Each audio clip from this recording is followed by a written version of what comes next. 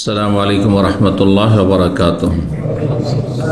إن الحمد لله نحمده ونستعينه ونستغفره ونعوذ بالله من شرور أنفسنا ومن سيئات أعمالنا. من يهده الله فلا مضل له ومن يضلل فلا هادي له.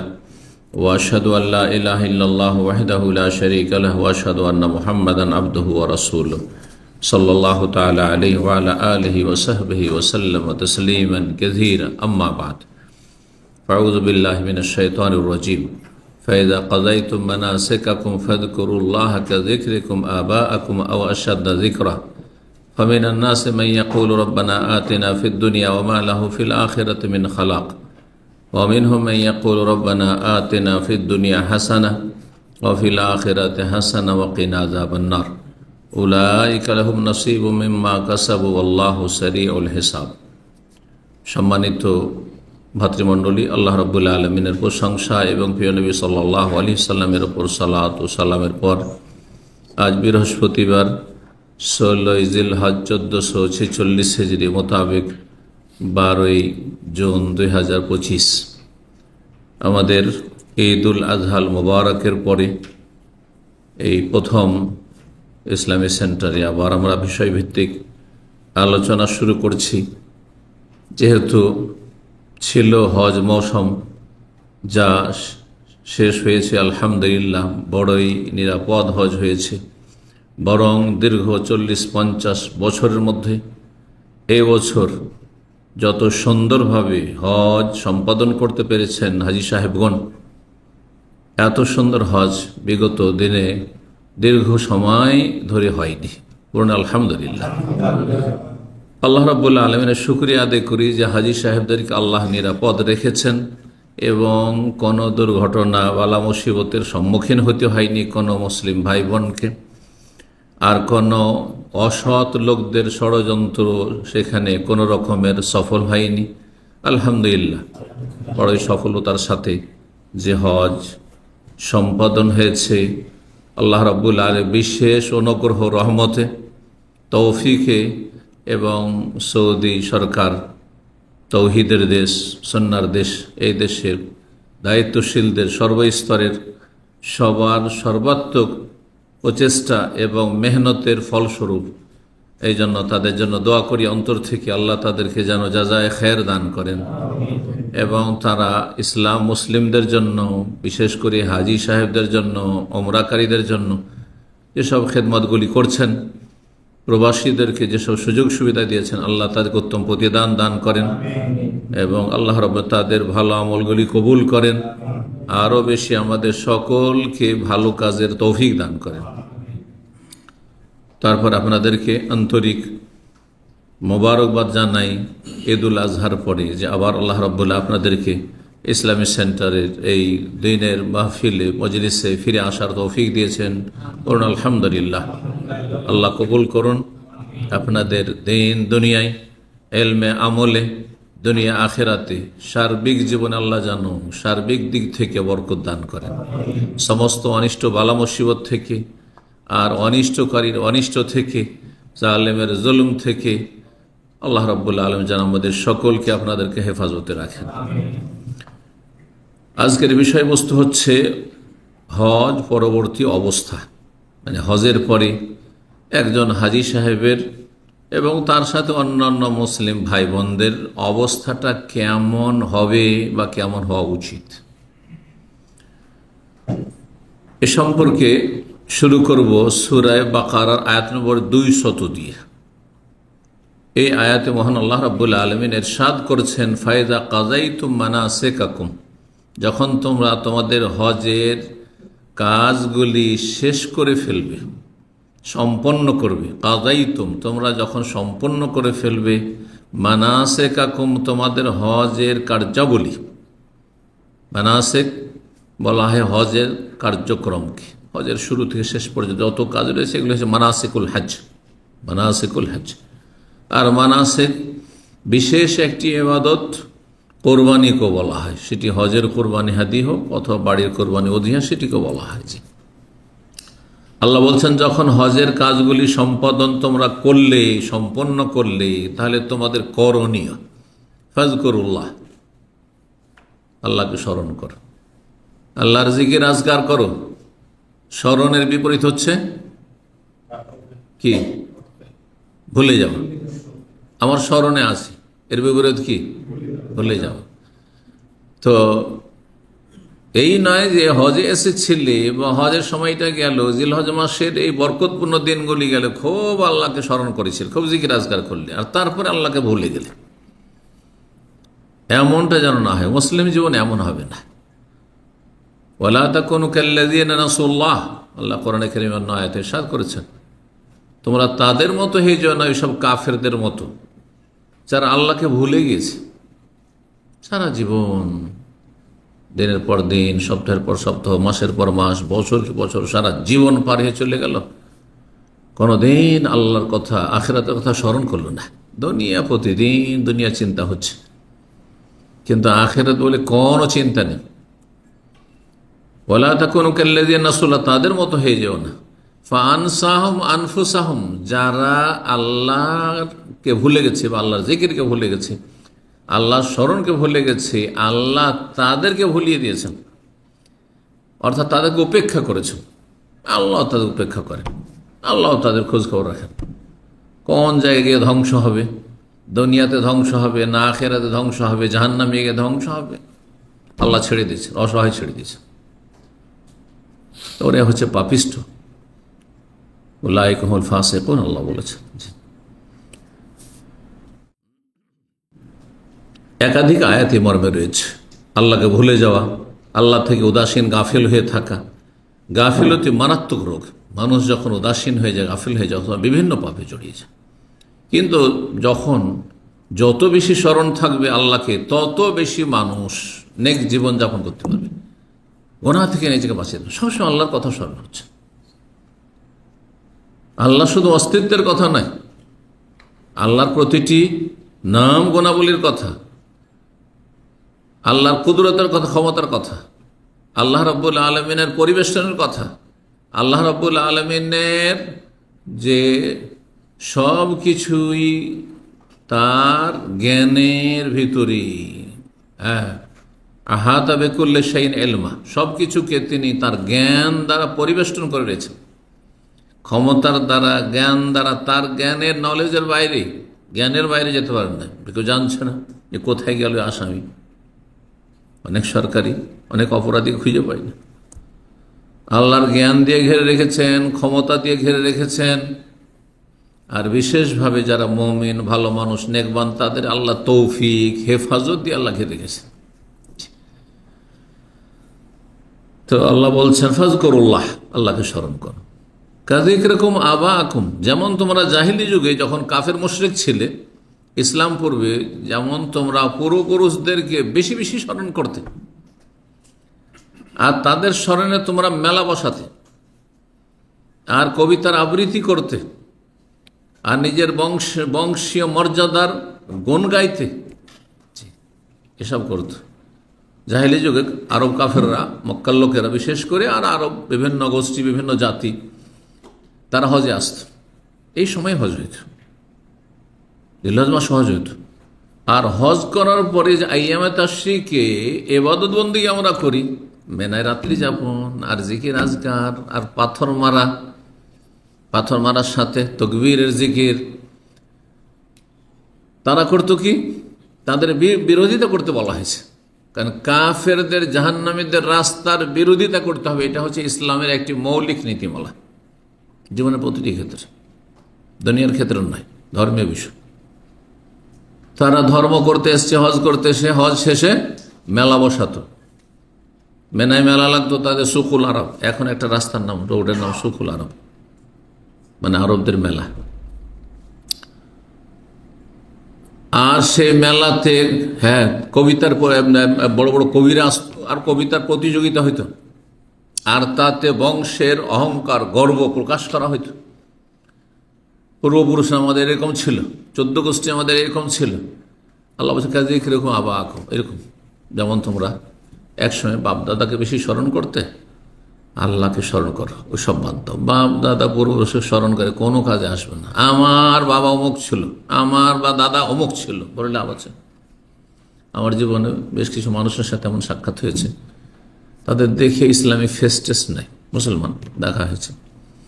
তখন সে নিজে পরিচয় দিচ্ছে যে কেউ বলছে আমার বাবা ভালো আলেম ছিলেন, একজন বলছে আমার দাদা বড় মৌলানা ছিলেন দেশে।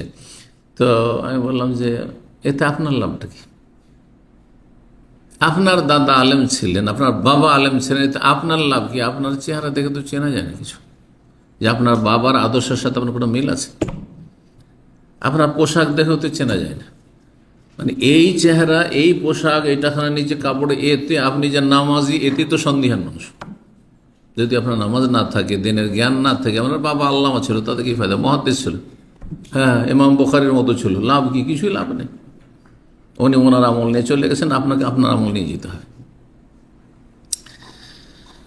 তো আমার সাথে জিকরা, বাপ দাদা পূর্বপুরুষকে কাফেররা মুশরিকেরা যেমন স্মরণ করতো, তার চেয়ে বেশি আল্লাহর জিকির আজকার করা। দুনিয়াদার হয়ে যেও না, দুনিয়া নিয়ে মেতে যেও না। মানুষ দুই রকম আছে আল্লাহ বলছেন, করণীয় বলছেন কি? তাহলে হজের পরে আল্লাহকে স্মরণ রাখিও সবসময়। ওয়াবুদ রব্বাকা হাত্তা ইয়াতিয়াকাল ইয়াকিন, আল্লাহ বলছেন সূরা হিজরের শেষ আয়াত, তোমার রবের ইবাদত চালিয়ে যাও যতক্ষণ না মরণ এসেছে, সারা জীবন। যেন মুমিন বান্দা সত্যি যদি মুমিন মুসলিম হয় হাঁটি, তাহলে তার ইবাদত বন্দেগী, ফরজ নফল সুন্নাত, এইগুলো শুধু রমজানের সাথে সীমিত না, জিলহজ মাসের 10 দিনের সাথে সীমিত না, বিশেষ কোনো সময় কাল স্থানের সাথে সীমিত না। মক্কায় আছি, খুব ভালো কাজ করলাম, মদিনায় গিয়েছি, খুব ভালো কাজ করলাম, অনেক নেকি করলাম, অনেক দুরূদ পড়লাম, অনেক জিকির আজকার করলাম, আল্লাহকে ডাকলাম, অনেক দোয়া করলাম, এটা মুমিনের কাজ না। মুমিনের কাজ কোন স্থানের সাথে, কোনো কালের সাথে সম্পৃক্ত না। হাত্তা ইয়াতিয়াকাল ইয়াকিন, তোমার সারা জীবন ইবাদত চালিয়ে যেতে হবে। আল্লাযীনা ইয়াযকুরুনা আল্লাহা কিয়ামা, দাঁড়িয়ে থাকলো, কউদান বসে থাকলো, ওয়া আলা জুনুব শুয়ে থাকলো, যতক্ষণ জেগে আছে ততক্ষণ আল্লাহ মনে থাকবে। হয় জবানে উচ্চারণ করবো তার সাথে, না হলে কমপক্ষে কলব আমার সব সময় জাগ্রত থাকবে আল্লাহর স্মরণে, সবসময় আল্লাহর কথা মনে আছে। যদি আল্লাহকে সবসময় সামনে, হ্যাঁ যে আল্লাহ দেখছেন, আল্লাহকে আমি দেখছি, দুটো স্তরে হেসানের, এইভাবে জীবনযাপন করি, চিন্তা করুন তো দেখি যে আপনার মোদির দেখছেন, আর আপনি এখানে কোনো অন্য কাজ করতে পারবেন? এমন কিছু করতে পারে যেটা ক্যামেরায় চলে আসবে আর আপনি চোর সেজে যাবেন কোম্পানির কাছে? কখনো করতে পারবেন না। মানুষকে আমরা ভয় করি, কিন্তু মানুষের রবকে ভয় করি না। এখানে ইমানের দুর্বলতা রয়েছে। ইবাদত সবসময় চালিয়ে যেতে হবে, দুনিয়াদার হলে হবে না। আল্লাহ বলছেন মানুষ দুই রকম, এক শ্রেণীর লোক, ফামিনহুম মাইয়াকুল, কিছু মানুষ আছে যারা বলে, আল্লাহকে ডাকে, চায়, তারা জবান দ্বারা চায় বা তাদের অবস্থা চায়।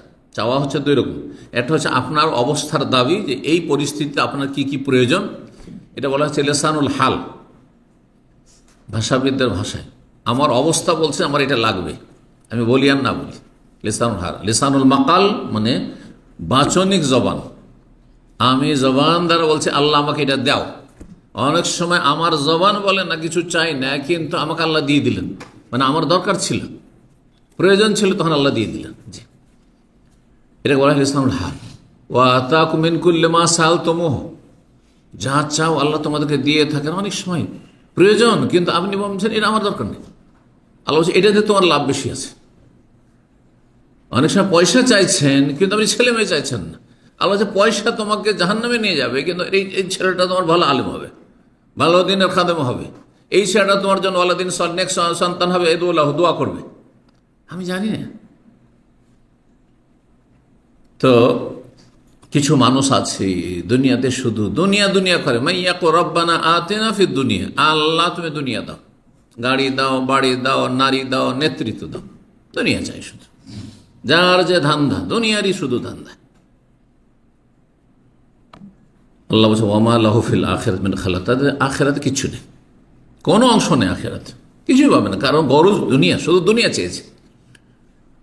অমিনহুম মাইয়াকুলু, আর কিছু মানুষ আছে রব্বানা আতিনা ফিদ দুনিয়া হাসানা ওয়া ফিল আখিরাতি হাসানা, এই কথা আল্লাহ বলেননি। কিছু মানুষ আছে যে দুনিয়া একেবারে চাই না, শুধু আখিরাত চাই। আল্লাহ এই লোক চাই না, কারণ আপনি এভাবে চলতে পারবেন না। যে আল্লাহ তুমি আখেরাত দাও, আমাকে দুনিয়াতে কিছু দিও না। পারবেন চলতে? না খেয়ে ইবাদত করতে পারবেন? না খেয়ে কয়দিন বাঁচবেন আপনি? না খেয়ে পেটের জ্বালায় আপনার সালাতে খুশু হবে? হ্যাঁ, সাহারি নেই, ইফতারি নেই, তো রোজা হবে সম্ভব? কোনো কি সম্ভব? নিরাপত্তা নেই, তাহলে মানুষের কি আর ইবাদতবন্দি করা সম্ভব? জীবন নিয়ে টানাটানি। তো এই জন্য দুনিয়া অবশ্যই চাইতে হবে, কিন্তু দুনিয়া পেছনে থাকবে, আখেরাত আগে থাকবে, সামনে থাকবে। আর কিছু মানুষ আছে, আল্লাহ বলছেন মাইয়াকুলু, যারা বলে রব্বানা আতিনা ফিদ দুনিয়া হাসানা, দুনিয়ারও ভালাই দাও আল্লাহ, ওয়া ফিল আখিরাতি হাসানা, আখিরাতের ভালাই কল্যাণ দাও আল্লাহ, ওয়া কিনা আযাবান নার, জাহান্নামের আযাব থেকে রক্ষা করো, জাহান্নাম থেকে বাঁচতে পারলে জান্নাত পাবো। উলাইকা লাহুম নাসিবুম মিম্মা কাসাবু, এদের জন্য যথেষ্ট অংশ রয়েছে তাদের কৃতকর্মের, তাদের আমলের, তাদের যে আমল, সেই আমলের তারা একটা অংশ পাবে। তারা দুনিয়া করছে কিন্তু দিনকে ঠিক রেখেছে, আখেরাতকে ঠিক রেখেছে, সুতরাং তারা পাবে, আখেরাত পাবে। কিন্তু যারা শুধু দুনিয়া দুনিয়া করেছে, ঘুম ভাঙলে পেটের চিন্তা, যতক্ষণ ঘুম আসেনি শুধু পেটের চিন্তা, দুনিয়ার চিন্তা, কখনো জান্নাত বলে চিন্তা হইল না, জাহান্নাম বলে চিন্তা হইল না, কবর বলে চিন্তা হইল না, মরণ বলে চিন্তা হইল না, এদের জন্য আখেরাতে কিছুই নেই। আল্লাহ বলছে ওয়া মা লাহু ফিল আখিরাতি মিন খালাক, কোন অংশ নেই। আল্লাহু আকবার। আল্লাহুম্মা লা তাজআলনা মিনহুম, আল্লাহ তাদের দলে শামিল করিও না, হতভাগা। আসল বিষয় হজের পরে আমাদের করণীয়। আয়াত দ্বারা কি বুঝলাম? যে আল্লাহকে মনে রাখতে হবে, স্মরণ রাখতে হবে, অন্তর থেকে আগে স্মরণ করতে হবে, তারপরে অন্তরে যাতে বেশি বেশি স্মরণ হয়, সেই জন্য তার জন্য তরবিয়ত হচ্ছে জবান দ্বারা জিকির, সুবহানাল্লাহ, আলহামদুলিল্লাহ, সুন্নতি জিকির, বেদাতি জিকির নয়। স্মরণ করা কিন্তু আসল জিকির হচ্ছে মনের জিকির, অন্তরের জিকির, যেই জিকির আপনাকে নেক কাজে উদ্বুদ্ধ করবে, গুনার কাজ থেকে বিরত রাখবে। এমন মন্ত্র পাঠ নয় যে জিকিরে চলছে পাপও চলছে, এদিকে সিগারেট বিড়িও খাচ্ছে, জর্দা দেওয়া পানও চিবাচ্ছে, আর এদিকে জিকিরও জপছে। এতে কোনো লাভ আছে? কোনো লাভ নেই। মন্ত্র এটা, যেই জিকির আপনাকে নেকির কাজ করতে বাধ্য করবে, নেকির কাজে আপনাকে উদ্গ্রীব করবে, আর গুনার কাজ থেকে আপনাকে পালায়ন করতে বাধ্য করবে। জি, আল্লাহ বুঝার তৌফিক দান করুন। আজকে 5টি বিষয় বলবো হজ পরবর্তী করণীয়। এই আল্লাহর জিকিরের আলোকে 5টি বিষয় বলবো। প্রথম কথা, যাদেরকে হজ নসিব করেছেন বলুন আলহামদুলিল্লাহ। এই বছরে হোক অথবা আগের বছরগুলিতে হোক, যারা হজ ফরজ আদায় করতে পেরেছেন কমপক্ষে, আলহামদুলিল্লাহ, ফরজ একটি আদায়, ইসলামের একটি গুরুত্বপূর্ণ রোকন, স্তম্ভ, খুঁটি একটি আপনি স্থাপিত করতে পেরেছেন। যখন আল্লাহ এই নিয়ামত আপনাকে দিয়েছেন, লক্ষ লক্ষ মানুষের মধ্য থেকে মনোনীত করে চিন্তা করুন, কত মানুষ আছে আসার জন্য আপনার চাইতে বেশি কি রাখে, উদ্গ্রীব, অন্তরের আগ্রহ আমার আপনার চাইতে তাদের অনেক বেশি আছে, কিন্তু হয়তো শারীরিক সুস্থতা নেই, অথবা আর্থিক সচ্ছলতা নেই, অথবা রাস্তা নিরাপদ নয়, সুযোগ পেল না, পারমিশন পেল না, চান্স পেল না। বহু মানুষ আছে সময় হওয়ার আগে, অর্থ হওয়ার আগে, পৌঁছাবার সামর্থ্য হওয়ার আগে দুনিয়া থেকে চলে গেল, হজ নসিব হইল না। আল্লাহ আপনাকে হজ নসিব করে, বলুন আলহামদুলিল্লাহ। করণীয় কি? শুকরিয়া আদায় করা। তাহলে প্রথম কাজ হচ্ছে আল্লাহর শুকরিয়া আদায় করুন। যারা হজে যাননি কিন্তু এই জিলহজের 10টি দিন আল্লাহ দিয়েছেন, এতে ফরজ নফল যা কিছু করেছেন, আল্লাহ যেন আরো বেশি তৌফিক দান করেন, শুকরিয়া আদায় করেন। শুকরিয়া আদায় করলে লাভ কি? বহু লাভ আছে, তার মধ্যে গুরুত্বপূর্ণ লাভ যা কোরআনে কারীমে স্বয়ং আল্লাহ সূরা ইব্রাহিমে বলেছেন, লাইন শাকারতুম লাযিদান্নাকুম, শুকরিয়া যদি আদায় করো তাহলে আমি তোমাদের নিয়ামতকে আরো বৃদ্ধি করে দেব। তাহলে এই বছরে যতটা আল্লাহ তৌফিক দিয়েছেন, আল্লাহ যদি শুকরিয়া আদায় করেন, আলহামদুলিল্লাহ, অহংকার নয়, আলহামদুলিল্লাহ যে আল্লাহ তুমি নসিব, আল্লাহ সুস্থ রেখেছো, আল্লাহ ইমানের অবস্থা রেখেছো, আল্লাহ ইমানে আল্লাহ সতেজতা রেখেছো, আল্লাহ তুমি তৌফিক দিয়েছো। আল্লাহ শুকরিয়া যদি আদায় করেন তো আগামীতে আল্লাহ আরো বেশি তৌফিক দেবেন, আরো বেশি সুযোগ দেবেন। একটা তৌফিক হচ্ছে ইমানি তৌফিক, আর একটা হচ্ছে শারীরিক তৌফিক, হায়াতের তৌফিক। আরো বহু বছর আল্লাহ বাঁচিয়ে রাখবেন, বহু বছর সুস্থ রাখবেন, আর বহু আল্লাহ রাব্বুল আলামিন গুণে ইমানকে শক্তিশালী করবেন, যার মাধ্যমে আপনি ইবাদত বন্দেগীতে অনেক এগিয়ে যেতে পারবে না। তো শুকরিয়া আদায় করতে হবে। হাজী সাহেবদেরকে বিশেষভাবে বলবো, আল্লাহর নিয়ামতের শুকরিয়া আদায় করুন যে আল্লাহ এই ফরজ হজ করার এবং অন্য অন্য আরো আমল করার তৌফিক দান করেছেন। আল্লাহ বলছেন ওমা বিকুম মিন নি'মাতিন ফামিন, যে কোনো নিয়ামত, হজ একটি নিয়ামত, ফামিন আল্লাহ, আল্লাহর পক্ষ থেকে এই তৌফিক হয়েছে। ওয়া ইন তাউদ্দু নি'মাতাল্লাহি লা তুহসুহা, আল্লাহর নিয়ামতকে যদি গণনা করো শেষ করতে পারবে না, কত নিয়ামত রয়েছে। সুতরাং সব সময় শুকরিয়া আদায় করতে। এই জন্য কোরআনে কারীম আল্লাহ শুরুই করেছেন কি দিয়ে? আলহামদুলিল্লাহ দিয়ে। শুকরিয়া আদায়ের জন্য এর চাইতে ব্যাপক কোনো বাক্য হইতে পারে না। আলহামদুলিল্লাহ, যাবতীয় প্রশংসা, গুণগান, শুকরিয়া সব কার জন্য? আল্লাহর জন্য।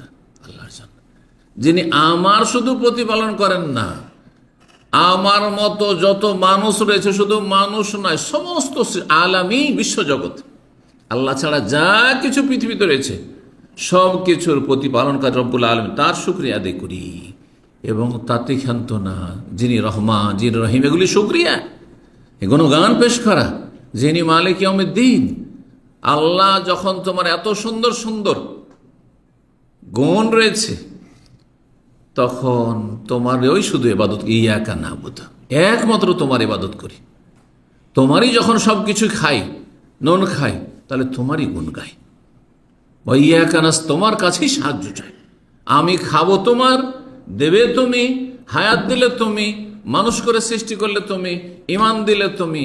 আর আমি যে মাজারে ধর্ণা দেব, দরগা দুর্গায় ধর্ণা দেবো, আল্লাহ ছাড়া অন্যকে ডাকবো, খাজার চিস্তিকে ডাকবো, আর অমুককে ডাকবো, জিলানিকে ডাকবো, এটা করবো না।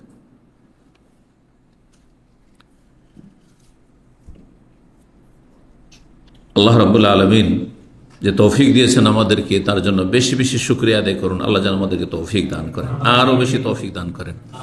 এবং যখন শুকরিয়া আদায় করবেন, আপনি শুকরিয়া আদায় করছেন, তার মানে আপনার অন্তরে একটা আনন্দ অনুভব করছেন, আপনি খুশি অনুভব করছেন। আল্লাহর নিয়ামতে খুশি হইতে হবে, আল্লাহর নিয়ামতে খুশি হইতে হবে। কেউ যদি আপনাকে ভালো মনে করে 5 টাকা 10 টাকারও একটা গিফট দেয়, আপনি হাসি মুখে যদি বরণ করেন, তো যিনি দিচ্ছেন তাকে ভালো লাগবে না? লাগবে না? কিন্তু মুখটা ভারী করে 5 টাকার শুধু নিলেন হয়তো গিফটটা, কিন্তু মুখটা ভারী করে যদি নেন তো ভালো লাগবে? মানুষ দেখে বোঝা যায় যে আরে ওকে দিলাম, খাওয়াইলাম, কিন্তু শুকরিয়া আদায় করলো না, মনটা খারাপ হয়ে গেল। তো যিনি রব্বুল আলামিন আলিমুল বেজা, অন্তর্যামী, সব জানছেন, যে তোমাকে যে এত নিয়ামত দিলাম, কই তোমার নিয়ামতের শুকরিয়া কোথায়? তোমার নিয়ামতের জন্য তোমার আনন্দ অনুভব কোথায়? আনন্দ প্রকাশ কোথায়? খুশি হইতে হবে। আল্লাহ খুশি হইতে বলেছেন।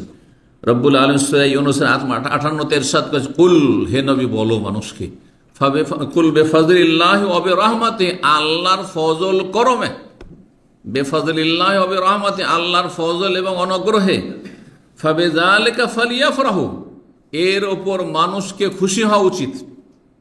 ওয়া খায়রুম মিম্মা ইয়াজমাউন, আল্লাহর নিয়ামতে আনন্দের সময় যদি খুশি হও আল্লাহর নিয়ামতে, তাহলে এটি তোমার সবচাইতে মূল্যবান সম্পদ। খায়রুম মিম্মা ইয়াজমাউন, দুনিয়ার সমস্ত সম্পদের চাইতে বেশি উৎকৃষ্ট, আল্লাহ বলছেন।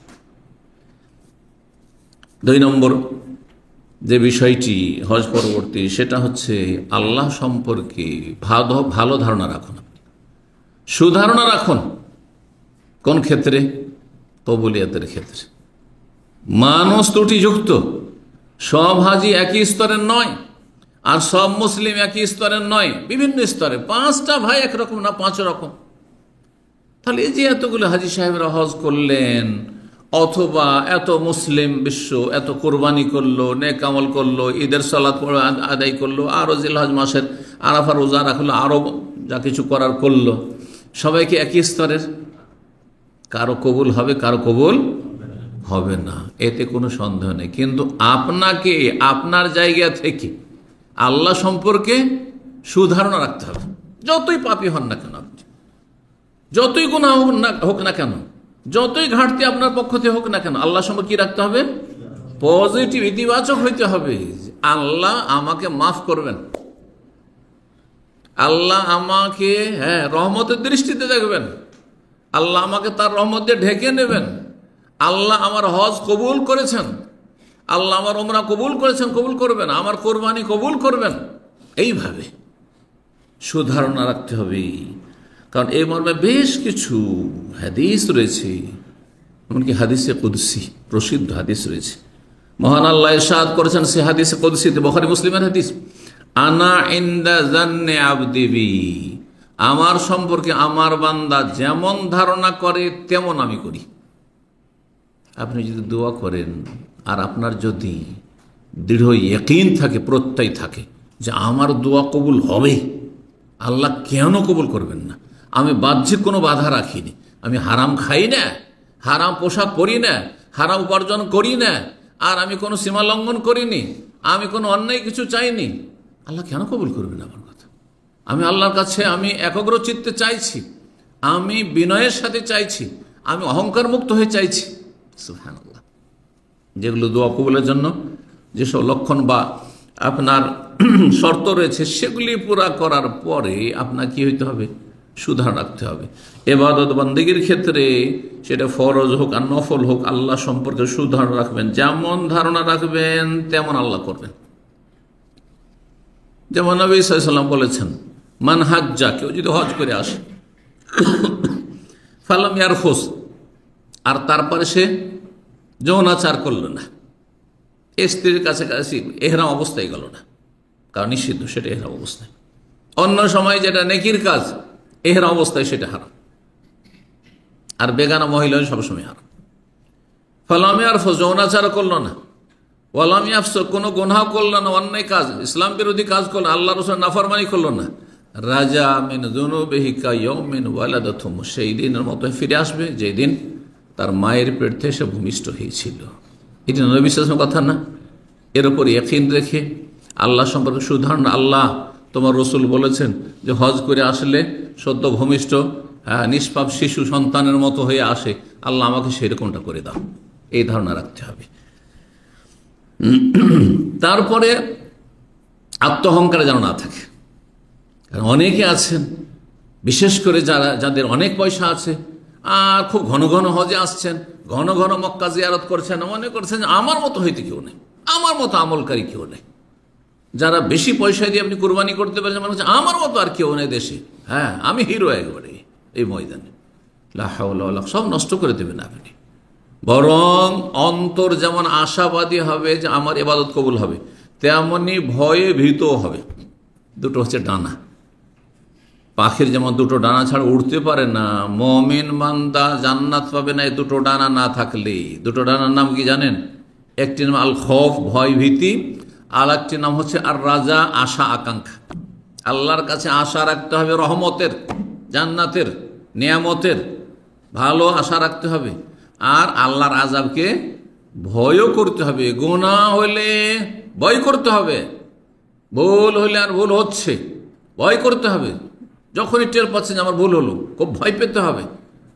নির্দ্বিধায় আপনি যা ইচ্ছা তা করে যাচ্ছেন, যা ইচ্ছা তা বলে যাচ্ছেন, এটা করলে হবে না। তো এই মর্মে মা আয়েশা রাদিয়াল্লাহু তাআলা আনহা থেকে একটি গুরুত্বপূর্ণ হাদিস রয়েছে। একটা আয়াতের তাফসীর, সূরা মুমিনুন আয়াত নম্বর 60-এ আল্লাহ ওয়াল্লাযীনা ইউতুনা মা আতাউ, যারা যা দান করার দান করলো বা যা দেওয়ার দিল, শাব্দিক অর্থ দেওয়ার কথা এখানে রয়েছে। ওয়া কুলুবুহুম ওয়াজিলা, আর তারপরে তাদের অন্তরটা ভয়ে ভীত সন্ত্রস্ত।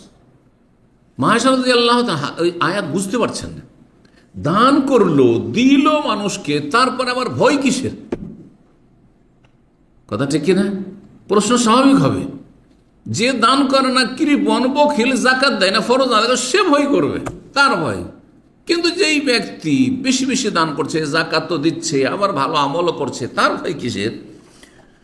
তো বলছেন এই আয়াত সম্পর্কে জিজ্ঞেস করলাম যে ইয়া রাসূলুল্লাহ, আহুমুল্লাযী আশরাবুনাল খামরা ইয়াসরিকুন, আচ্ছা যাদের অন্তরটা ভীত, তারা কি মদখোর আর চোর, এই ধরনের লোক যে চুরি করছে তারপরে ভয় পাচ্ছে যে আল্লাহ কখন যে ধরে নেয়, মদ খাচ্ছে আল্লাহ যে কখনো পকড়া করে, আযাব দেয়। নবী সাল্লাল্লাহু আলাইহি ওয়াসাল্লাম বলেন, লা ইয়া বিনতাস সিদ্দিক, হে সিদ্দিকের কন্যা, শোনো শোনো, আসলে এদেরকে উদ্দেশ্য করা হয়নি আয়াতে। ওয়ালাকিন্নাহুমুল্লাযী ইয়াসুবুনা ওয়া ইউসাল্লুনা ওয়া ইয়াতাসাদ্দাকুন, এরা হচ্ছে আয়াতের ব্যাখ্যা ওই সব লোকেরা যারা রোজাও রাখে, নামাজও পড়ে, দান সাদকাও করে, যাকাতও দেয়, ওহম ইয়াখাফুনা আল্লাহ তুকবালা মিনহুম, আর তাদের ভয় যে আল্লাহ কবুল করলেন কিনা, কবুল হইল কিনা। হাজী সাহেবেরা হজ করে সে আত্ম অহংকারে থাকবেন না, আর হাজী টাইটেল নিয়ে ঘুরে বেড়াবেন না মার্কেটে মার্কেটে, বরং সবসময় ভয়ে ভীত থাকবেন যে আল্লাহ হজটা আমার কবুল হইল কিনা। ভয়ও থাকবে, রবের কাছে আশাও থাকবে, যেমন সুধারণা থাকবে তার সাথে ভয় থাকবে, যে এমনটা নয় যে মুখে ছুঁড়ে ফেলে দেওয়া হয়েছে। লা লাব্বাইক ওয়ালা সাদেক, যেমন রয়েছে হারাম পয়সা নিয়ে হজে আসে, হারাম রোজগার করে, তাদেরকে তাই বলা হয় ফেরেশতার পক্ষ থেকে, আকাশ থেকে। উলাইকা ইউসারিউনা ফিল খায়রাত, যারা নেক আমল করার পরেও অন্তরে ভয় রাখে, তারা কল্যাণের কাজে অগ্রণী ভূমিকা পালন করে, নেকির কাজে তারা অগ্রগামী। তারা ওহুম লাহা সাবিকুন, আর এরাই হচ্ছে অগ্রগামী, এরাই জান্নাতে, দুনিয়াতেও যখন আমলের ক্ষেত্রে অগ্রগামী ছিল, জান্নাতেও এরা আগে আগে যাবে। 3 নম্বর, এই হজ পরবর্তী করেনি, যখন আল্লাহ বাইতুল্লাহর হজের তৌফিক দিলেন, আর আপনি কতবার যে লব্বাইক পড়েছেন, আল্লাহ হাজির হয়েছি, আল্লাহ হাজির হয়েছি, আল্লাহ হাজির হয়েছি, এই তালবিয়া পাঠ করতে থেকেছেন, আল্লাহর এই বরকতময় প্রাচীন ঘর পর্যন্ত পৌঁছেছেন, আর তারপর সেখান থেকে ফিরে আসলেন, সতর্ক সাবধান, আপনি আবার ফিরে যাবেন না সেই গুনহার দিকে, অন্যায়ের দিকে, পাপের দিকে। ফরজ ওয়াজিবে ঘাটতি হয়ে যাচ্ছে, হজ করে আসার ফজর পড়ছেন না, হজ করে আসা বিভিন্ন হারামে জড়িয়ে গেলেন, হজ করে এসে ফরজ ওয়াজিবে ঘাটতি, হজ করে বিভিন্ন অন্যায় কাজ আপনার দ্বারা হচ্ছে, এমনটা নয়। আল্লাহর হক নষ্ট হচ্ছে, মানুষের হক নষ্ট করা হচ্ছে হজ করে এসে, এমনটা যেন না হয়। হারামে লিপ্ত হবে না, না হলে আপনার উদাহরণ হবে ওই রকমই, যেমন সূরা না হলে আয়াত নম্বর 92 আল্লাহ ইরশাদ করেছেন, এমন হতভাগিনী নারীর কথা বলেছেন আল্লাহ রাব্বুল আলামিন, যেই নারী সুতা কাটে চর খায়। আগের যুগে সুতা কাটা কাজটা কাদের ছিল? মহিলাদের ছিল। জি হ্যাঁ, যে কাজগুলি বাদ এখন হারাম কাজে, বিড়ি বাঁধা কাজে লেগে গেছে, বিড়িওয়ালা এলাকায় মহিলারা বিড়ি বাঁধে, হালাল কাজ বাদ দিয়ে হারাম কাজে লেগে গেছে। ওয়ালা তাকুনু কাল্লাতী নাকাযাত গাজলাহা মিন বাদি কুওয়াতিন আনকাসা। সুতা কাটা দেখেছেন চরখায় কেউ? যদি কেউ দেখে থাকেন একটু হাত তুলুন। আছে, মাশাআল্লাহ আছে দুই একটা। সুতা কাটা মানে চারিদিকে সুতা পাক দেওয়া আছে এইভাবে। হ্যাঁ, তো এই যে গোলাকার করা আছে সুতা, আর ওটা দিয়ে এখন কি করা হবে, তখন হয়তো লুঙ্গি, শাড়ি বা কাপড় তৈরি করা হবে আপনার। এই সুতার মাঝখান থেকে যদি আপনি কেটে দেন তো কি হবে? সমস্ত সুতাগুলি নষ্ট হয়ে যাবে, সব নষ্ট। তো যেই ব্যক্তি অনেক ভালো আমল করলো, হজ করলো, উমরা করলো, কুরবানি করলো, অনেক নেক আমল করলো, আর তারপরে কি হলো, হঠাৎ করে আবার তারপরে শুরু হয়ে গেল তার পাপ, তাহলে সেই ব্যক্তি কি করলো, তার নেকিগুলিকে নিজেই সব ধ্বংস করে দিল। ওই রকমই যেমন ওই মহিলা হতভাগিনী সুতা নিজে সারা দিন ধরে সুতা কেটে সন্ধ্যাবেলা, আর তার মাঝখান থেকে দিল, তার উপরে অস্ত্র চালিয়ে, আর তারপরে সুতাগুলিকে নষ্ট করে ফেললো। এমনটা করবেন না। আপনি হজ থেকে ফিরে এসছেন, আপনি আপনার আমল নামাকে এখন ক্লিন করতে পেরেছেন, বলুন আলহামদুলিল্লাহ, এবং আপনি পরিষ্কার পরিচ্ছন্ন হয়ে এসেছেন গুনাহ থেকে। সুতরাং হারাম কাজ আর কথা দিয়ে আপনার এই পরিষ্কার পরিচ্ছন্ন স্বচ্ছ আমল নামাকে আপনি কলুষিত করবেন না, আমল নামাকে খারাপ করবেন না, বরং কতই না সুন্দর যদি নেকির পরে আরো বেশি নেকি বাড়াইতে পারে। এইটা হচ্ছে কবুলিয়তের লক্ষণ। সালাফগণ বলেছেন, নেকি করে এসছেন, হজ করে এসছেন, তারপরে দেখা গেল যে গত বছরে যেমন ছিলেন, তার আগের যুগে যেমন ছিলেন, আপনার লাইফ স্টাইল যেমন ছিল, আপনার ধর্মকর্ম যেমন, তার চেয়ে অনেক ভালো হয়ে গেছে। তাহলে জানতে হবে যে আপনি ভাগ্যবান, আপনি ভাগ্যবান না। 4 নম্বর যে বিষয়টি হজ পরবর্তী শিক্ষণীয় বিষয় বা করণীয় বিষয়, সেটি হচ্ছে হজ যদি আপনার কবুল হয়ে থাকে তাহলে তার কিছু লক্ষণ রয়েছে, আলামত রয়েছে, নিদর্শন রয়েছে। আপনার জীবনে সেগুলো যদি প্রতিফলিত হয়, দেখা যায় যে এই হাজী সাহেবের জীবনে এই লক্ষণগুলি দেখা যাচ্ছে, যেই লক্ষণগুলি ইতিবাচক হজ কবুলের জন্য, তাহলে জানতে হবে যে আপনার সৌভাগ্য। আর যদি তার ব্যতিক্রম হয়ে যায় তাহলে আপনি আবার নিজের আত্মপর্যালোচনা করুন, কেন এমন কেন অবস্থা। ইমাম হাসান বসরি রাহিমাহুল্লাহ প্রখ্যাত তাবেঈ, তাকে জিজ্ঞাসা করেন মাল হজ্জুল মাবরুর, হজ্জে মাবরুর কাকে বলা হয়? কারণ নবী সাল্লাল্লাহু আলাইহি ওয়াসাল্লাম হজ্জে মাবরুরের ফজিলতে কি বলেছেন? ওয়াল হজ্জুল মাবরুর লাইসা লাহু জাযাউন ইল্লা জান্নাহ। হজ যদি মাবরুর মকবুল হয় তাহলে তার বদলা হচ্ছে একমাত্র জান্নাত, সবচেয়ে বড় নিয়ামত, যেই জান্নাতের জন্য সমস্ত ফরজ নফল যত কাজ সারা জীবন আমরা করছি, ধর্মীয় কাজ ইমানি কাজ করছি, সমস্ত কাজ জান্নাত যাওয়ার জন্য আর জাহান্নাম থেকে বাঁচার জন্য। হজ যদি কবুল হয়ে যায় তো জান্নাত নিশ্চিত। এই হজ্জে মাবরুরের লক্ষণ কি? বললেন আনতাউদা জাহেদান ফিদ দুনিয়া, হজ থেকে ফিরে এসে তুমি দুনিয়া বিমুখ হয়ে যাবে, দুনিয়া কোনো আগ্রহ থাকবে না। তার মানে এই নয় যে আপনার জমি জায়গা আছে মাঠে নামবেন না, এটা আবার জেহালত আমাদের সমাজে আছে।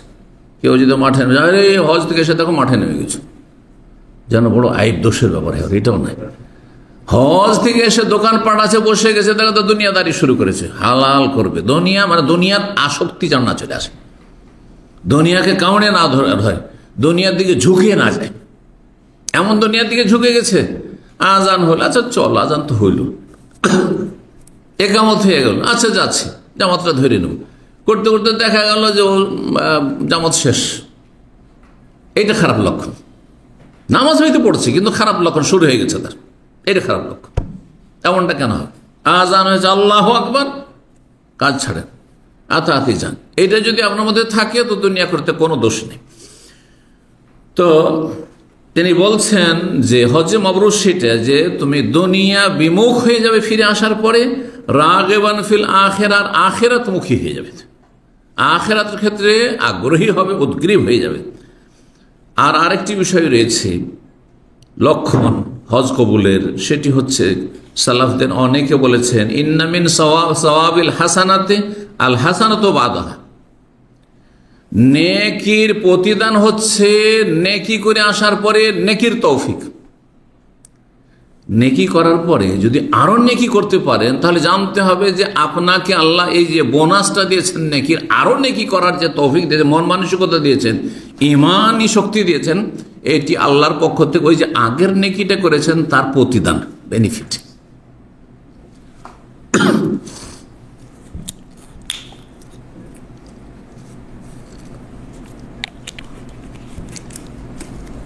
সুতরাং এই বিষয়টিকে একটু ভালো করে বোঝার চেষ্টা করেন যে হজ থেকে আসার পরে দেখছেন যে মাশাআল্লাহ আপনাকে নেকি করতে ভালো লাগছে, ভালো কাজ করতে ভালো লাগছে, গত জীবনে যত দান খেরাত না করতে তার চাইতে বেশি করছেন আপনি, গত জীবনে আপনি যত জিকির আজকার না করতেন তার চাইতে বেশি জিকির আজকার করছেন, গত জীবনগুলিতে হয়তো ওই রমজানই শুধু খতম করতেন আপনি করেন, এখন নিয়মিত প্রতিদিন আপনি ওয়াজিফা করেছেন, আপনি নির্ধারণ করেছেন যে আমি প্রতিদিন এতটা করে কোরআন পড়ব।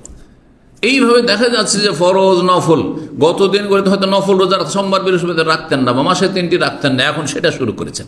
তো এই যে অতিরিক্ত নেক আমল আপনার শুরু হয়ে গেছে, এটি কিসের লক্ষণ? আপনার হজ কবুল হয়েছে, তার বোনাস হিসাবে, তার প্রতিদান হিসাবে আল্লাহ এখন আপনাকে আরো বেশি নেকি করার তৌফিক দিয়েছে।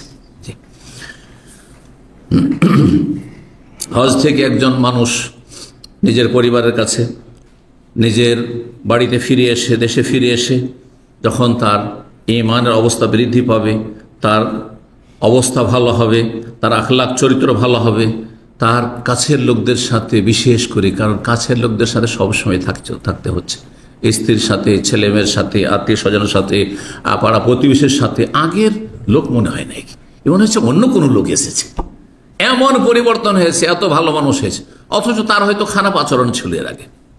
অনেকের এরকম আছে, স্ত্রীর সাথে, ছেলেমেয়ের সাথে, অত পাড়া প্রতিবেশীর সাথে ভালো আচরণ ছিল না, কিন্তু হজের পরে হঠাৎ করে দেখা যাচ্ছে পরিবর্তন। আমাদের কাছে একজন এরকম ইসলাম গ্রহণ করেছেন, এক সময় ছিল আল কাসেমি ছিল, ফিলিপাইন ইসলাম গ্রহণ করেছিল, তার ঘটনাটি বলতে হয় তাহলে বুঝে আসে। সে এত বেশি মদখোর ছিল আর এত নারীবাজ ছিল, এত চরিত্রহীন ছিল, সে নিজে, যেহেতু আমার এদের ইসলামী সেন্টারের সে ড্রাইভার ছিল ইসলাম কবুল করার পরে, তো ফ্রি একটু গল্প করতো, তার গাড়িতে আমরা দর্শ দিতে যখন যেতাম, তো বলছে যে শেখ আমি আমার নওজুবিল্লাহ আমার স্ত্রীর আগে 52টি মহিলার সাথে আমার এই নাজায়েজ সম্পর্ক, অবৈধ সম্পর্ক ছিল 52 মহিলার সাথে। আর আমি মদ ছেড়ে থাকতে পারতাম না।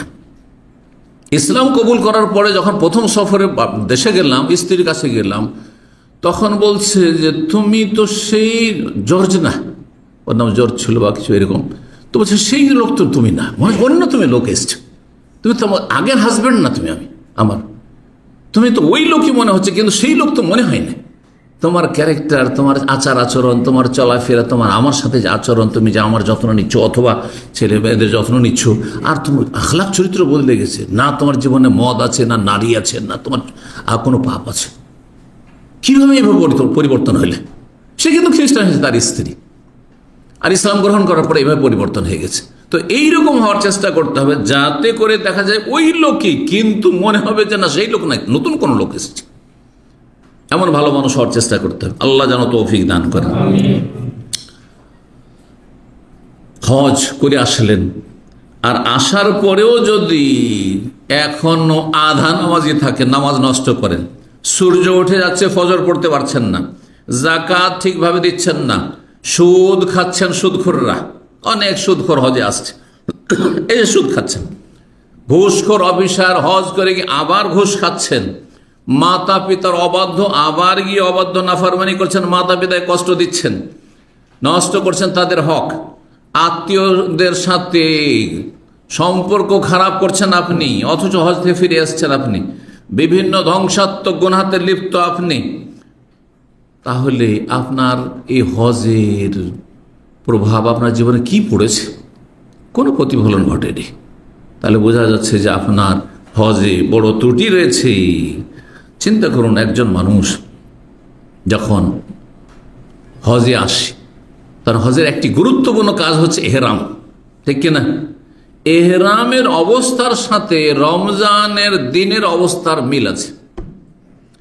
রমজানের দিনে পানাহার এবং তার সাথে বেশ কিছু কাজ রয়েছে যেগুলি রোজা অবস্থায় হারাম, কিন্তু রমজানের রাতে হালাল, বরং অনেকগুলি নেকির কাজ, তাই না? গোটা বছর হালাল, কিন্তু রমজান মাসের দিনে সেই কাজগুলি হারাম। এহরামের অবস্থায় বেশ কিছু বিধি নিষেধ আছে যেগুলি এহরাম অবস্থায় হারাম, করলে এই ফিদিয়া দিতে হবে, কাফারা দিতে হবে, আছে না নেই? এটা কিসের জন্য? এইটা তরবিয়তের জন্য, ট্রেনিং করাবার জন্য, যে এই কয়েকটা দিন বা কয়েকটা ঘন্টা যে থাকলে তুমি, হ্যাঁ ওমরাতে কয়েক ঘন্টা মাত্র এহরামে থাকলেন, আর হজে আপনি কয়েকটা দিন এহরাম অবস্থায় থাকলেন, এর মাধ্যমে আপনি যেই কাজগুলি সারা বছর যায়, সারা জীবন যায়, সেই কাজগুলিতে আপনি কত সতর্কতার সাথে বিরত থাকছেন। সুবহানাল্লাহ। হজে আমি অনেকবার গাইডে গেছি, হ্যাঁ, তো দেখেছি এত মানুষ ভয় পায় এহরাম অবস্থায়, কারো একটা চুল পড়ে গেছে, অনিচ্ছাকৃত দেখতে পাচ্ছে যে চুলটা খসে পড়েছে, নিয়ে চলে এসছে চুলটা ধরে, দাড়ি একটা পড়ে গেছে ধরে নিয়ে চলে এসছে, যে আমার দাড়ি যে পড়ে গেল এহরাম অবস্থায়, তো আমার হজের ক্ষতি হবে নাকি? এত সজাগ যদি আপনি এহরাম অবস্থায় হন, এইরকম কিছুটা যদি আপনার লাইফে রাখতে পারেন, তাহলে তো জান্নাত পেতে কোনো অসুবিধা নেই, জাহান্নামের ধারে কাছেও যাবেন না ইনশাআল্লাহ। কিন্তু বড় বড় অপরাধ করে ফেলছেন অন্য সময়, আর এহরামের সময় জিজ্ঞাসা করতে আসছেন একটা দাড়ি পড়ে গেছে কি হবে? কত লোক এক সময় হজ করেছে 2005, 6, 7, এই সময় আবার কনকনে ঠান্ডার সময় মানুষ মাথা খুলে থাকতে পারে না, মাথা ঢেকে নেই, আর তারপরে যখন জেগেছে দেখছে মাথা ঢেকে কম্বল গায়ে দিয়ে শুয়ে আছে, কম্বল জড়িয়ে শুয়ে আছে, এসে বলছে যে আমার তো আজকে ফিদিও লেগে যাবে, কাফারা লেগে যাবে, এইরকম হয়ে গেছে। তাহলে কত সজাগ, চিন্তা করুন। অথচ আল্লাহ এই ক্ষেত্রে ধরবেন না, রব্বানা লা তুআখিযনা ইন নাসিনা, ভুলে গেলেও ধরবেন না, আর ভুল করে অনিচ্ছাকৃত নিদ্রার অবস্থায় আল্লাহ ধরবেন না, ঘুমের অবস্থায় ধরবেন না, ঠিক না? কত সজাগ। তাহলে একটা ছোট ছোট মাসলাই খুব সজাগ এহরামের ক্ষেত্রে, এহরামের বিধি নিষেধের ক্ষেত্রে। হাজী সাহেবগণ এইটাকে যদি জীবনে ধরে রাখতে পারেন, তাহলে তো কাজ হয়ে গেল। আল্লাহ যেন বুঝার তৌফিক দান করেন, আমলে তৌফিক দান করেন। সূরা বাকারা আয়াত 229 আল্লাহ কথা বলেছেন যে ইসলামের এক সীমানা আছে, দেশের যেমন বর্ডার আছে, হ্যাঁ, আর এহরামের বিধি নিষেধ আছে, আর রমজানের রোজার কিছু বিধি নিষেধ আছে, ঠিক তেমনি কি আল্লাহর দিনের কিছু সীমানা আছে, বর্ডার আছে। তিলকা হুদুদুল্লাহ, আল্লাহ বলছেন এই হচ্ছে আল্লাহর সীমারেখা। ফালা তাতাদুহা, এই সীমা না পার করে চলে যেও না। যে দেশের নাগরিক সেই দেশ থেকে বেরিয়ে অন্য দেশে যদি ঢুকে পড়েন, ভিসা নেই, পাসপোর্ট নেই, তো আপনি আসামের কাঠগড়ায় যাবেন না? যাবেন না, জেলে পৌঁছিতে হবে। ঠিক তেমনি আল্লাহ রাব্বুল আলামিন যে সীমানা রয়েছে, নির্ধারিত সীমানা, মানে হারামের কাছে যাবে না, হালাল জীবনযাপন করবে। যদি চলে যাও তাহলে জাহান্নামের জেলে যেতে হবে। অমাইয়াতা হুদুদ আল্লাহ, অমাইয়াতা আদা হুদুদ আল্লাহ ফাউলাইকা হুমুজ জালিম। আর যারা আল্লাহর সীমানা ক্রস করে চলে যাবে, পার করে চলে যাবে, তারা হচ্ছে জালেম। আর জালেমরাই হচ্ছে জাহান্নামী। আল্লাহ হেফাজত করুন, আল্লাহ আমাদের মাফ করুন। 5 নম্বর সর্বশেষ যে বিষয়টি, সেটি হচ্ছে হজে বহু শিক্ষা রয়েছে। তার মধ্যে একটি শিক্ষা হাজী সাহেবরা যেন কখনো না ভুলেন, যেটি হচ্ছে জান্নাতের মূল চাবিকাঠি, তা হচ্ছে তৌহিদ ও ইখলাস, আল্লাহর একত্ব এবং নিষ্ঠার সাথে জীবন গড়া। খুলুসিয়াত, একমাত্র আল্লাহ ছাড়া আপনাকে আমাকে কেউ দিতেও পারে না, আমার কিছু বাঁকাও করতে পারে না, আমার কাছে নিতেও পারে না, আল্লাহ ছাড়া। তৌহিদ এবং ইখলাসের শিক্ষা এই হজ থেকে নিয়ে আসতে হবে। আমার একটি আলোচনা গত বছর বা তার আগের বছর রয়েছে, গুরুত্বপূর্ণ। হজ থেকে 10টি শিক্ষা, হজ থেকে 10টি শিক্ষা, সেই জন্য সেই বিষয়টা নিয়ে আসেনি আছে। তার সবচেয়ে গুরুত্বপূর্ণ শিক্ষা হচ্ছে তৌহিদ। হজের সবচেয়ে বড় শিক্ষা হচ্ছে তৌহিদ, যে আল্লাহর একত্রের শিক্ষা। শুরু থেকে শেষ পর্যন্ত হজে এক একটি জায়গায়, এক একটি ক্ষেত্রে শুধু এক আল্লাহর কথা, এক আল্লাহর কথা। প্রথম যখন হজ শুরু করছেন, আপনি তালবিয়া পাঠ করে কি বলছেন? লব্বাইক আল্লাহুম্মা লব্বাইক, লব্বাইক লা শারীকা লাকা লব্বাইক। আল্লাহ তোমার কাছে হাজির হয়েছি, আর কারোর কাছে হাজির হইনি। আমি দরগা দুর্গায় হাজির হইনি, লব্বাইকা মানে তোমার কাছে হাজির হয়েছি। শুধু তাই নয়, লা শারীকা লাকা, আল্লাহ তোমার কোনো শরীক নেই, তোমার জাত সত্তা তো শরীক নেই, তোমার সিফাত গুণাবলী তো শরীক নেই, তোমার কাজেও শরীক নেই, তোমার ইবাদত বন্দেগী তো শরীক নেই, তোমার সিজদা তো শরীক নেই, তোমার দোয়াতে কোনো শরীক নেই, জবায়ও শরীক নেই, কোন কিছু তো শরীক নেই, একমাত্র তুমি। ইন্নাল হামদা ওয়ান নি'মাতা লাকা ওয়াল মুলকা লা শারীকা লাক, বারবার করে। মক্কার কাফেররা আরো মুশরিকরা হজ করত, তারা বলতো যে আল্লাহ তোমার শরীক নেই, মানে তোমার মতো সমান তো শরীক নেই, কিন্তু ছোট শরীক আছে। ইল্লা শারীকান তামলিকুহু মা মালাক। এই তালবিয়াতে ইব্রাহিম আলাইহিস সালামের তাওহীদের তালবিয়াতে শিরকি তালবিয়া তারা সংযোজন অ্যাড করেছিল, বলতো ইল্লা শারীক, আল্লাহ শরীক আছে, হাবহুবাল, লাত, উজ্জা, মানাত, দেবদেবী আছে, কিন্তু তাদেরও মালিক তুমি, মানে তুমি বড় এলাহ আর এরা ছোট এলাহ, ছোট মাবুদ। হ্যাঁ, আউযু বিল্লাহ। যেমন মাজার পূজারীরা বলে, পীর পূজারীরা বলে যে আল্লাহ বড় বড় গস কতবকে ক্ষমতা দিয়ে রেখে দিয়েছে, অসাধারণ ক্ষমতা দিয়ে রেখেছে, সেই জন্য তারা সন্তান দিতে পারে, তারা রোগ ভালো করতে পারে, তারা মনস্কামনা পূরণ করতে পারে। বলে না, বলে না? মক্কার কাফের মুশরিকদের যে শিরকি কুফরি আকীদা, সেই আকীদায় দরগাওয়ালাদের আর দুর্গাওয়ালাদের একই আকীদা। জি। তারপরে আরাফার সবচাইতে উত্তম দোয়া কি? লা ইলাহা ইল্লাল্লাহু ওয়াহদাহু লা শারীকা লাহু লাহুল মুলকু ওয়া লাহুল হামদু ওয়া হুয়া আলা কুল্লি কালিমা। তৌহিদ, তৌহিদ আর তৌহিদ, লা ইলাহা ইল্লাল্লাহ তো শুরু, ওয়াহদাহু তৌহিদ, লা শারীকা লাহু তৌহিদ, শিরকে বাতিল ঘোষণা করা। জি। লাহুল মুলকু ওয়া লাহুল হামদু, তারই রাজত্ব, তারই মালিকানা, তারই প্রশংসা, সুবহানাল্লাহ, ওয়া হুয়া আলা কুল্লি শাইইন কাদির। শুধু আরাফাতে, তার আগে চিন্তা করুন তো সাফা মারওয়াতে পড়েন না? সাফা মারওয়াতে সাফায় উঠলে পড়ছেন, মারওয়ায় উঠলে পড়ছেন, পড়ছেন না? পড়ছেন না? তারপরে যখন হাজরে আসওয়াদের সামনে যাচ্ছেন, আল্লাহু আকবার, তৌহিদ না? আল্লাহ সবচেয়ে বড়। আমার দুনিয়ার কোনো আইডিওলজি বড় না, কোনো মতবাদ বড় না, মানুষের তৈরি করা আইন কানুন বড় না, আমার কাছে আমার রব বড়, রবের আদেশ নিষেধ বড়। আল্লাহু আকবার। আবার যখন পাথর মারছেন আপনি, পাথর মারা মানে কি? তৌহিদের ঘোষণা, বাতিলকে অস্বীকার করা, পাথর মেরে বাতিলকে লাঞ্ছিত করা, আর আল্লাহু আকবার, আল্লাহু আকবার। জি, আল্লাহ আমার কাছে সবচেয়ে বড়, আল্লাহর আদেশ নিচ্ছে সবচেয়ে বড়, আল্লাহর বিধান সবচেয়ে বড়, আল্লাহর কালাম, আল্লাহর কোরআন সবচেয়ে বড়। জি, আল্লাহর দিন সবচেয়ে বড়।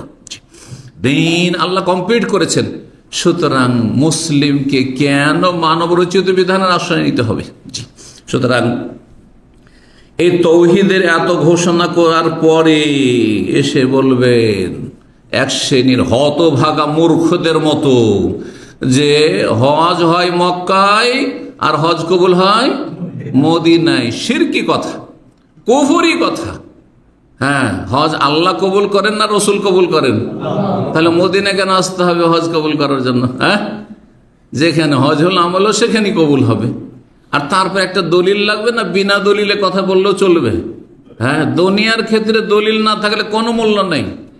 বলছে এটা আমার স্ত্রী, বলছে ম্যারেজ সার্টিফিকেট নিয়ে এসো। শুধু না, যাও অ্যাটেস্ট করে নিয়ে এসো, যাও তোমার দেশ থেকে যাও। ঠিক কিনা? চিন্তা করুন তো। আর আপনি এমনি দিয়ে এত বড় একটা কথা, ইসলামের কথা, তৌহিদ সম্পর্কে বলে দিবেন আপনি যে হজ হয় মক্কায় আর হজ কবুল হয় মদিনা। আউযুবিল্লাহ, একেবারে শিরকি কুফরি কথা। এই হজ করে সামান্য কোনো লাভ নেই যে হজের পর এই ধারণা থাকবে যে হজ হয়ে গেছে কিন্তু হজ কবুল করাতে মক্কা যাচ্ছে না মদিনা যাচ্ছে। নাউযুবিল্লাহ।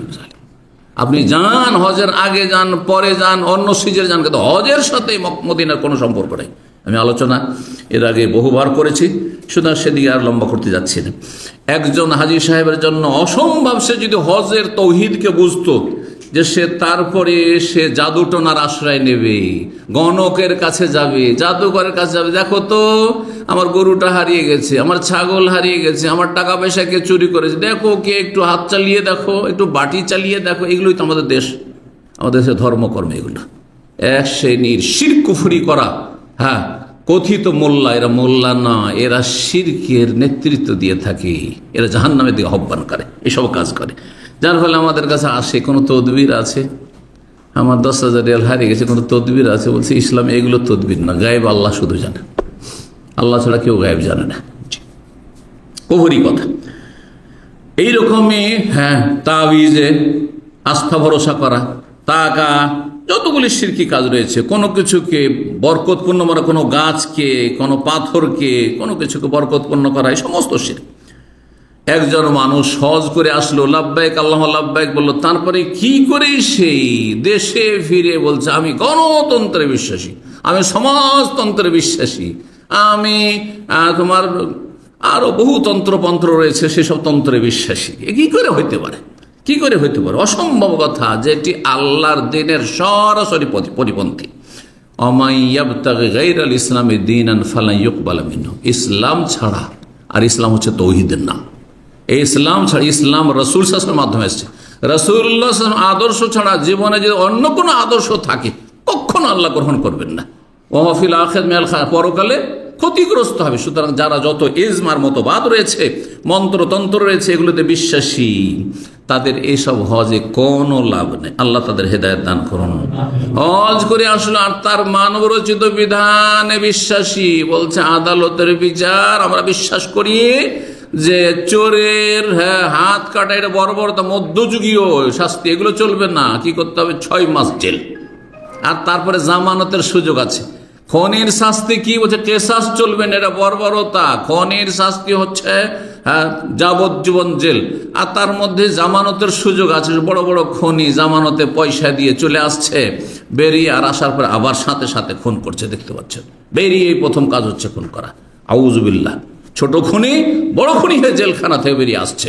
সেখানে তরবিয়ত হওয়ার প্রয়োজন ছিল, সেখানে দেশের যারা বাঁকা মানুষ তারা সোজা হয়ে যেত যদি ইসলামের বিধান থাকতো। আল্লাহ বুঝার তৌফিক দান করুন। সুতরাং যেই ব্যক্তি হজ করবে, সে হজ করেছে বা করবে, সেই ব্যক্তি আল্লাহকে যখন ডেকেছে লব্বাইক আল্লাহ লাব্বাইক, কখনো গায়রুল্লাহর শরণাপন্ন হবে না, কখনো মানবরচিত বিধানের শরণাপন্ন হবে না, কখনো আল্লাহ রাব্বুল আলামিনের দ্বীন ছাড়া অন্য কোনো আদর্শে বিশ্বাসী হবে না। আল্লাহ বুঝার তৌফিক দান করুন এবং সমস্ত শিরক কুফরি থেকে আল্লাহ বেঁচে থাকার তৌফিক দান করুন। আল্লাহ আমাদের নেক আমলগুলি কবুল করুন এবং আল্লাহ ভালো কাজের তৌফিক দান করেন। জীবনটাকে আল্লাহ আরো ভালো করার তৌফিক দান করেন। ভুল ত্রুটি থেকে মুক্ত হওয়ার তৌফিক দান করেন। যত রোগ রয়েছে আমাদের অন্তরের ব্যাধিগুলি থেকে, রোগ থেকে আল্লাহ মুক্ত করার তৌফিক দান করেন অন্তরকে, এবং আল্লাহ রাব্বুল আমাদের শারীরিক, মানসিক, পারিবারিক, সার্বিক যেন শান্তি দান করেন। সুবহান রাব্বিকা রব্বিল ইজ্জাতি আম্মা ইয়াসিফুন ওয়া সালামুন আলাল মুরসালিন ওয়াল হামদুলিল্লাহি রাব্বিল আলামিন।